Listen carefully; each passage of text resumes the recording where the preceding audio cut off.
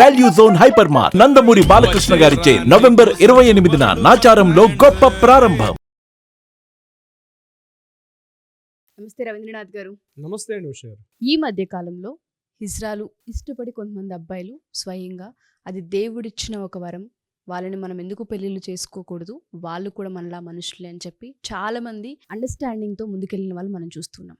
కొన్ని పెళ్ళిళ్ళు life long నిలబడుతున్నాయి. కొన్ని పెళ్ళిళ్ళలో మాత్రం మనం చూసేది ఏంటంటే ఎవరైతే డివోర్స్ తీసుకుంటూ ఉన్నారో, ఎవరైతే సపరేట్ అవుతూ ఉన్నారో వాళ్ళ పెయిన్ మనం విన్నప్పుడు, లేదంటే వాళ్ళతో మనం మాట్లాడినప్పుడు వాళ్ళు చెప్పేది ఏంటంటే కోరిక అన్న పదంతోనే మా దాకా వస్తూ ఉంటుంటారు, దాని తర్వాత మమ్మల్ని వదిలేస్తూ ఉంటుంటారు, మాకంటూ కొంత ఎమోషనల్ పెయిన్ ఉంటూ ఉంటుంది, మేము చాలా డిస్టర్బ్ అవుతూ ఉంటుంటాం, మాకు తెలియకుండానే ఎమోషనల్గా మేము మా హార్మోనల్ ఇన్బ్యాలెన్స్ వల్ల కొన్నిసార్లు సూసైడ్స్ వరకు మేము వెళ్తూ ఉన్నామని మాట్లాడుతూ ఉన్నారు.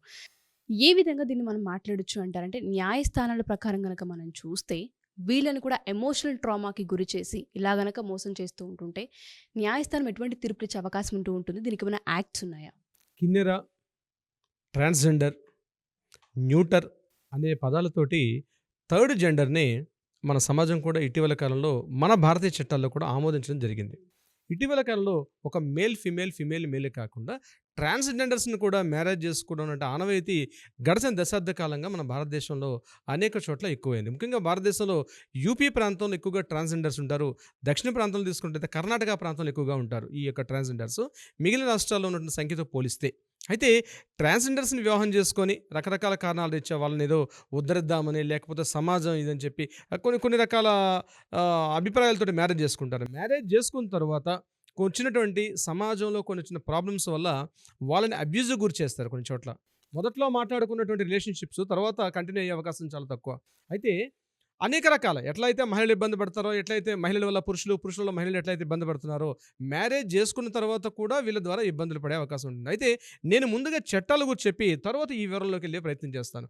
ముఖ్యంగా చట్టాలు ఏం చేస్తుందంటే 2014లో national legal services authority versus union of India అన్నటువంటి ఒక చట్టాలు లేవనెత్తారు. ఏ రకంగా అంటే ట్రాన్స్జెండర్స్ని కూడా యాక్సెప్టెన్స్ ఇవ్వాలా వద్దన్న విషయం మీద కొంత 2014లో ఒక చట్టాలు వచ్చాయి. అందులో ఈ ముఖ్యంగా లింగ మార్పిడి చేసుకున్నటువంటి జెండర్ని కూడా పూర్తిగా ఒక మూడో వర్గంగా సూచిస్తూ వాళ్ళకు కూడా భారతదేశంలో సమాన అవకాశాలు, ఒక మహిళలతో పాటు స్త్రీలతో పాటు ట్రాన్స్జెండర్స్ కూడా సమాన అవకాశాలను 2014లో ఇవ్వడం జరిగింది. ప్రతి చోట కూడా వాళ్ళకి ట్రాన్స్జెండర్స్ కూడా ఈక్వల్ ఇంపార్టెన్స్ ఇవ్వడం కూడా జరుగుతుంది. ముఖ్యంగా కర్ణాటకలో చూసినట్టయితే సివిల్ సర్వీస్ ఉద్యోగాల్లో 1% కంప్లీట్గా ఇవ్వడం జరిగింది. సివిల్ సర్వీస్ లాంటి ఉద్యోగాల్లో కూడా ఇక న్యాయవాదులు కానీ జడ్జి అయిన వాళ్ళు కూడా చాలామంది ఉన్నారు. ముఖ్యంగా వెస్ట్ బెంగాల్లో ఒక ప్రధాన న్యాయమూర్తి పూర్తిగా ఒక ట్రాన్స్జెండర్గా ఎన్నికయ్యారు. అదేవిధంగా కొంతమంది రాజకీయ నాయకులు అయితేనేమి, వ్యాపారవేత్తలు అనేక రంగాల్లో కూడా ట్రాన్స్జెండర్స్ తమ యొక్క అంటే వాళ్ళకి మెయిన్ ఏంటంటే హార్మోనల్ ఇన్బ్యాలెన్స్ వల్ల వాళ్ళు కూడా అందరిలాంటి మనుషులే, కేవలం హార్మోనల్ ఇన్బ్యాలెన్స్ వల్ల మాత్రమే వాళ్ళు అట్లా అవడం జరుగుతుందని చెప్పి 2014లో NALSA versus union of India అన్నటువంటి ఒక చట్టాల ద్వారా ఇవ్వడం జరిగింది. అయితే వివాహ వ్యవస్థ అన్న విషయం మీద చాలా కాంట్రవర్సీ వచ్చింది 2014 నుంచి. వీళ్ళని ఎలా యాక్సెప్టెన్స్ ఇవ్వాలి, అసలు ఇవ్వాలా ఇవ్వకూడదు అనే విషయం మీద చాలామంది మేధావులు, కొంతమంది రాజ్యాంగ నిపుణులు అందరూ కూడా కూర్చొని అనేక భిన్న కోణాలతో చేస్తూ 2023 అంటే లాస్ట్ ఇయర్ 2023 మన వైవి చంద్రచూడ్ గారు సుప్రీంకోర్టు న్యాయమూర్తిగా ఉన్నప్పుడు ఒక చారిత్రాత్మకమైన తీర్పు ఇవ్వడం జరిగింది. ముఖ్యంగా ట్రాన్స్జెండర్స్ని కూడా మ్యారేజ్ చేసుకోవచ్చు, వాళ్ళది కూడా లీగలే అని చెప్తూ ఆయన 4 రకాలుగా చట్టాలు ఏర్పాటు చేయడం జరిగింది. అంటే వ్యక్తిగత చట్టం, హిందూ చట్టం, ముస్లిం చట్టం, క్రిస్టియన్స్ యాక్ట్, వీటికి సంబంధించి కూడా చట్టాల్లో కొన్ని మార్పులు చేస్తూ వీళ్ళను కూడా ఆమోదించవచ్చు. అయితే ఒక క్లాజ్ పెట్టడం జరిగింది. లింగభేదం మార్చిందంటే ట్రాన్స్జెండర్ అయిన తర్వాత ఎయిదర్ వాళ్ళు మేల్ ఆర్ ఫీమేల్ ఏదో ఒకటి యాక్సెప్టెన్స్ ఇవ్వాల్సి వస్తుంది. అక్కడ ట్రాన్స్జెండర్ అని చేస్తే సరిపోదు, మార్పిడి చేసుకోవచ్చు, ట్రాన్స్జెండర్ చేసుకోవచ్చు.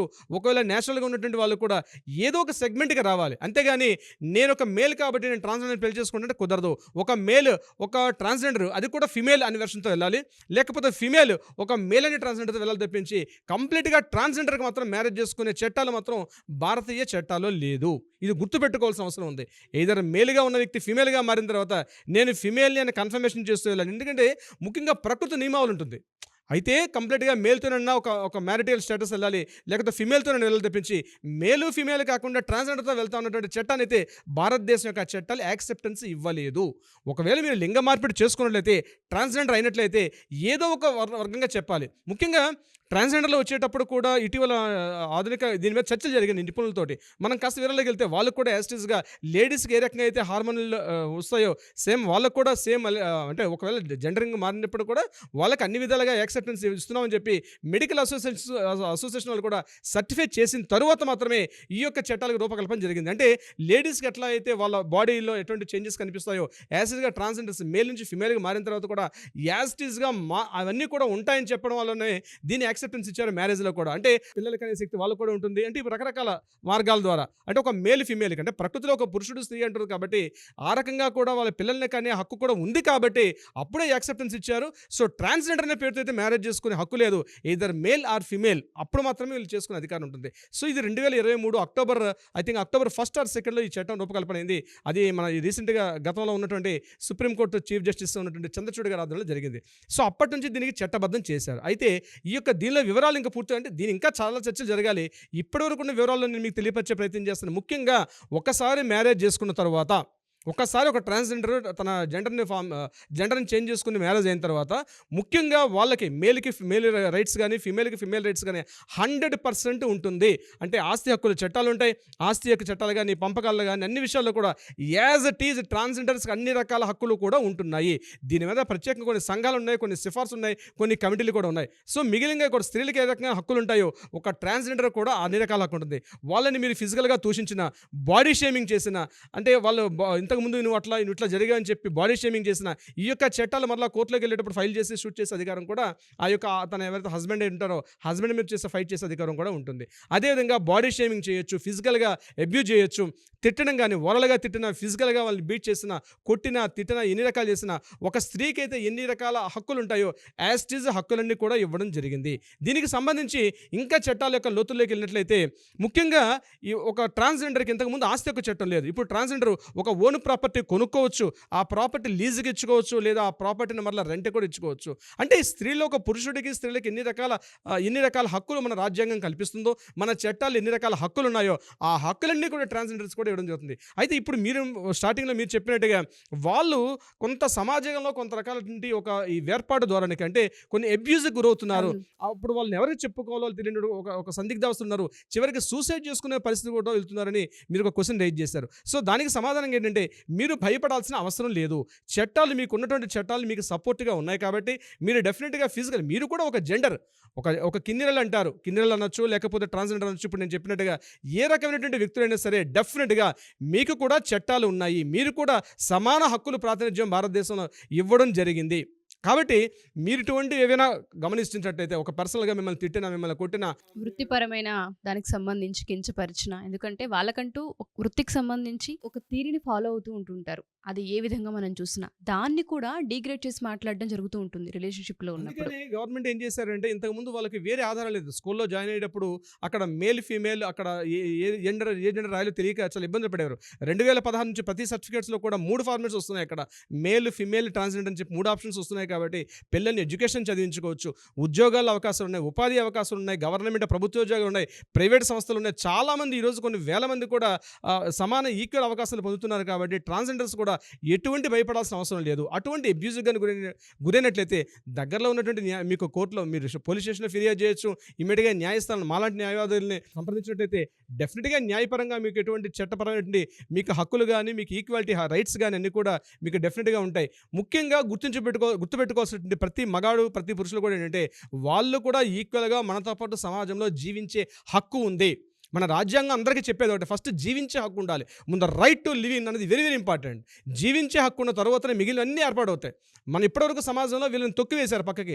వీళ్ళంటే ఏదో ఎక్కడి నుంచో డిఫరెంట్ అని చెప్పి వీళ్ళకి సొసైటీలో లేదని చెప్పి వాళ్ళు అంటే అక్కడక్కడ లారీలు ఆపడం కానీ రకరకాల వాళ్ళు ఎర్నింగ్స్. ఇప్పుడు మనిషి బతకాలండి.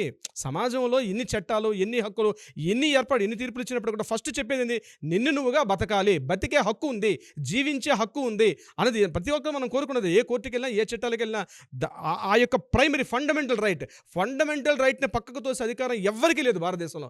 ఏ ఒక్క వ్యక్తికి కానీ, ఏ న్యాయస్థానం కానీ, ఏ రాజకీయ నాయకుడు కానీ ఎవరికి కూడా ఫండమెంటల్ రైట్ పక్కకు ప్రాథమిక హక్కును తొలగించే హక్కు లేదు. సో ట్రాన్స్జెండర్స్ కూడా ఒక ప్రాథమిక హక్కు ఉంది, వాళ్ళు జీవించే హక్కు ఉంది, సమాన హక్కులు మనతో పాటు వాళ్ళకు ఉన్నాయి. కాబట్టి ఇది గుర్తించాల్సిన అవసరం ప్రతి ఒక్క పురుషుడికి స్త్రీకి. ముఖ్యంగా వాళ్ళని మ్యారేజ్ చేసుకునే వ్యక్తులు కూడా వాళ్ళతో పాటు కోలివిల్లో ఉన్నప్పుడు కూడా కోలివిల్లో ఉన్నా లేకపోతే వాళ్ళు మ్యారేజ్ చేసుకున్నా వాళ్ళు ఏమాత్రం ఇబ్బందులకు గురి చేసినా చట్టపరంగా కఠిన శిక్షలు కూడా ఉన్నాయి. అది గుర్తుపెట్టుకోవాల్సిన అవసరం అయితే ఉంది ఉషా గారు. ఎగ్జాక్ట్లీ. సో ఏదో సరదాగా పెళ్ళిళ్ళు చేసుకోవడం, వాళ్ళకంటూ కోరికలు తీరిన తర్వాత వదిలేసి మళ్ళీ ఇంకో పెళ్లి చేసుకుందామన్న చాలామంది ఆ విధంగానే అనుభవిస్తూ ఉన్నారు. మానసిక క్షోభ అంటూ ఉంటారు. అది బయటకు వచ్చి చెప్పుకోలేక చాలామంది ట్రాన్స్ ఇబ్బందులకు గురి అవుతూ ఉన్నారు. వాళ్ళందరికీ సంబంధించి కూడా చట్టాలపైన కొంతమందికి అవేర్నెస్ లేదు. ఎందుకంటే మాకంటూ కొన్ని చట్టాలు ఉన్నాయి, కొన్ని యాక్ట్స్ ఉన్నాయి, మేము వీటిపైన మేము సీరియస్గా యాక్షన్ తీసుకోవచ్చు అన్న వాటిపైన అవేర్నెస్ కలిగించడమే నా ఈ వీడియో యొక్క ముఖ్య ఈ ఉద్దేశం. విషయంలో మిమ్మల్ని అభినందించాలి ఉష గారు. సామాజిక బాధ్యతగా మీరు ఎన్నో టాపిక్స్ని తీసుకున్నారు.